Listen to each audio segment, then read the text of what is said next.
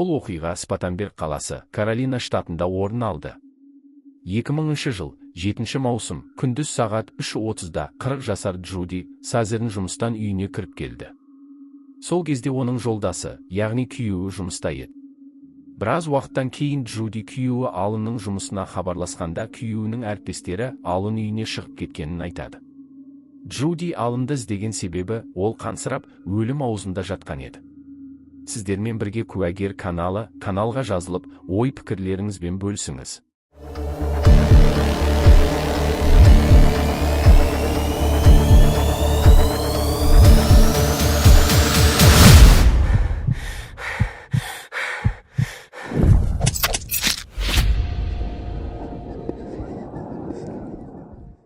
Қан қай жерден ағып жатыр, мырза? Оны тапаншамен біреу атқан. Кім оны атты? Білмеймін, мен келген кезде оның ішіне атып қанішер кетіп қалған. Әйеліңіз кім атқанын біле ме? Әйелім Барри тапаншамен атты деді. Ол үйге келгенде қанішер оны күтіп отырған. Аллын жұмыстан үйге келген кезде Джудиді үйдің ауласында қансырап жатқанын көреді. Джудидің айтуы бойынша үйге кірген кезде оны тапаншамен Барри деген азамат атқан. Джуди үйден қашып шығып, аулаға құлаған. Аллын жедел жәрдемге хабарласпай, өзі әйелін емханаға жеткізуді шешті. Ол әйелін көлікке жатқызып, өзі рөлге отырып емханаға жол тартады. Емханаға жеткізгеннен кейін дәрігерлер Джуди Сазернді құтқара алмады, өйткені Джуди қанын көп жоғалтқан еді. Осы сәттен бастап полиция бұл оқиға қатысты іс қозғады. Джуди Сазерн қарапайым пошта қызметкері болып жұмыс жасаған. Көршілердің әріптестерінің айтуы бойынша оның мінезі жеңіл, сабырлы, ешкіммен конфликтке түспейтін. Ешкімге зияны жоқ деген. Бірақ кім осындай адамға сондай қастандық жасау мүмкін? Полиция үйдің ішін, ауласын іздестіру жұмыстарын бастады. Олар үйдің ішінен бұл іске қатысты бірнеше ілмектер тапты. Қанішер Джуди келгенше бұл үйде бірнеше сағат болған. Ол өзіне шай қайнатып, шай ішіп, тамақ жеген. Одан қалса балаларын ойын приставкасымен ойын ойнаған. Үйдің ішінде темекі шеккен, еденде бірнеше темекінің қалдығын полиция тапқан. Бұндай темекі маркасын бұл үйдің тұрғындары шекпейтін. Полиция Аллыннан Барри деген азамат кім екенін сұрастырғанда, ол ондай таныстары жоқ екенін айтты. Полиция үйдің ауласынан Джуди қансырап жатқан жерде мыжылған қағазды табады. Ол қағазда былай деп жазылған: бұл хат менің әйелім Меланиге арналған. Мелани, мен сені қатты жақсы көрем. Бәрі осылай бітіп жатқанына мен өкінемін, өкініш. Менде не бар, бәрі саған қалады.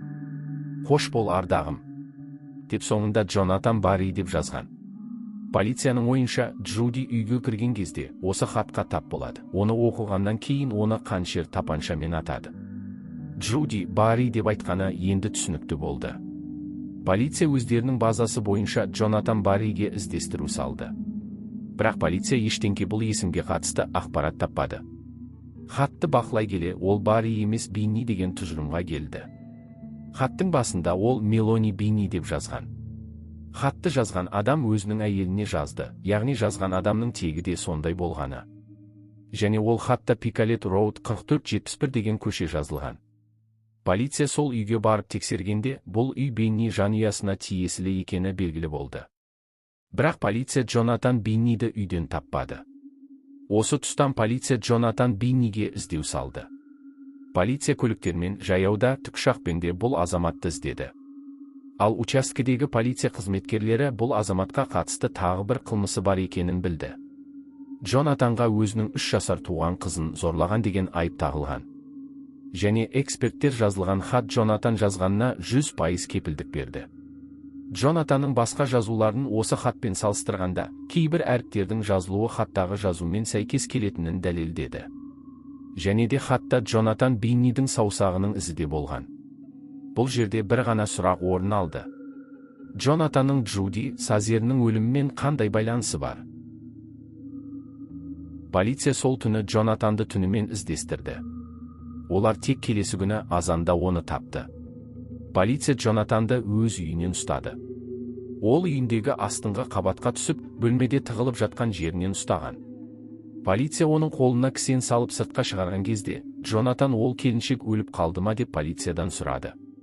Полиция одан сен кімді айтып тұрсың деген кезде, мен қорлаған келіншекті айтып тұрмын деді. Полиция осымен қылмыскер ұсталды, өз сөзінен ұсталды деген ой болды. Оны учаскеге алып келгеннен кейін, оған оның қорғаушысы келді. Джонатан Бинни Джуди Сазерінге қатысы жоқ екенін айтып, ол қылмыстан бас тартты. Полиция Джуди Сазерінің үйінде табылған темекінің қалдығын экспертизада өткізгенде, темекіде қалған сөл Джонатанға тиесілі екендігі белгілі болды. Бірнеше күн өткеннен кейін Джуди Сазерінің үйі мен Джонатанның үйінің арасындағы жолда тапанша табылды. Осы 9 мм тапаншамен Джуди Сазерінді атқаны экспертиза анықтады. Кейін Джонатан Биннидің үйінен, яғни оның шалбарынан сол тапаншаға тиесілі 9 мм оқтар табылды. Соншама ілмектер Джонатанға қатысты болғанмен, полиция ешқандай мотив таба алмады. Яғни Джонатанның Джудиге қандай қатысы бар екенін анықтай алмады. Енді полиция алынға, яғни Джудидің күйеуіне байланысты ақпаратты қарастырды. Алын үйдегі телефонға аудиожазба орнатқаны белгілі болды. Джуди мен Алын соңғы уақытты жеке ұйықтаған. Екеуінің арасындағы қарым-қатынас суып кеткеніне біраз уақыт болған. Алынның көңілдесі болған, және Алынның ойынша Джудидің де көңілдесі болуы мүмкін еді. Сондықтан соң ол телефонға аудиожазба орнатқан. Джуди Алынмен тұрғысы келмейтіні туралы, ажырасқысы келетінін өзінің әпкесіне бірнеше рет айтқан. Джуди өлеріне 2 күн бұрын әпкесіне бұлай деп айтқан: егер менімен бірдеңке болса, оған Алын кінәлі деген екен. Полицияның ойынша Алынды Джудиді өлтіруге бірнеше мотив бар. Олар: біріншіден, ол 5 жасар ұлымен қалатын еді. Екінші, Джуди өлгеннен кейін сақтандыру компаниясынан $100,000 ақша түсу керек еді. Полицияда 2 күдікті болды. Бірінші күдікті ол Джонатан Бинни. Ілмектердің барлығы Джонатанға тиесілі болды, бірақ ода мотив болмады. Ал екінші күдікті ол Алын. Алынға қарсы ілмектер болмады, бірақ оған ода мотив болды. Полиция Аллан Джонатанды Джудиді өлтіруге жалдауы мүмкін деген оймен Алынды да уақытша тұтқынға алды. Бір ай өткеннен кейін Джонатан полиция детективіне бұл іске қатысты шындықты жайып салды. Джонатан Биннидің айтқан сөздері мынандай болды: мені педофил ретінде түрмеге жабатын болды. Ал түрмеде педофилдерге қарым-қатынас ауыр болғандықтан мен адам өлтірді деген қылмыспен түрмеге түскім келді. Мен көшеде келе жатып, бір үйді көрдім. Сол үйдің терезесі ашық болғандықтан үйге кіріп отырдым. Үйге кірген адамды атып өлтірем деп шештім.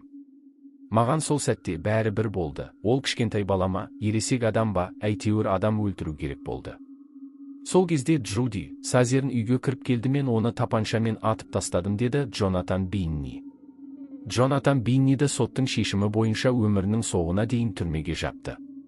Ал Алынды қамаудан босатты. Міне достар, бүгінге осындай оқиғаға тап болдыңыздар. Төменге ой пікірлеріңізді қалдыруды ұмытпаңыздар.